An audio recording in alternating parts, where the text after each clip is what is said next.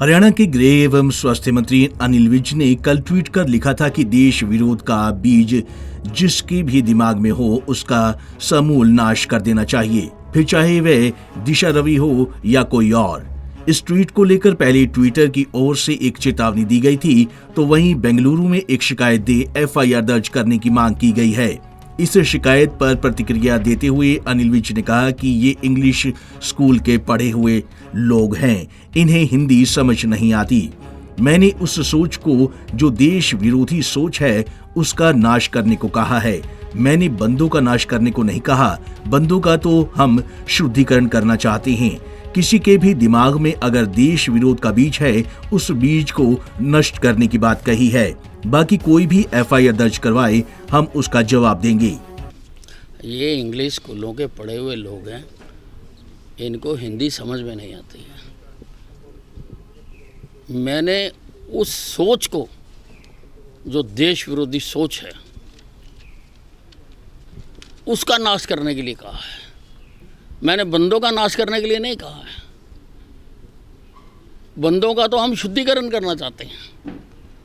किसी के भी दिमाग में अगर देश विरोध का बीज है, उस बीज को नष्ट करने की बात कही है। अब बाकी कोई भी एफआईआर दर्ज कराए, हम देंगे जवाब उसका। नहीं, ट्विटर को भी इन लोगों ने लिखा, इनके अंतर्राष्ट्रीय संबंध हैं कुछ लोगों के साथ, उन्होंने ट्विटर को लिखा तो ट्विटर ने कहा भी इसमें नथिंग इज़ रॉन्ग, कुछ भी गलत नहीं है इसमें, इसलिए हम इसको नहीं डिलीट करते। इन्होंने ट्विटर को कहा था कि इस ट्वीट को डिलीट कर दिया। वहीं दिशा रवि मामले में और भी लिंक्स निकलकर सामने आ रहे हैं, जिस पर प्रतिक्रिया देते हुए अनिल विज ने कहा कि खोद कर निकालने चाहिए ऐसे सारे लोग जो देश के खिलाफ विरोधियों को इकट्ठा कर रहे हैं, जो विदेशियों के साथ साठ-गांठ कर रहे हैं।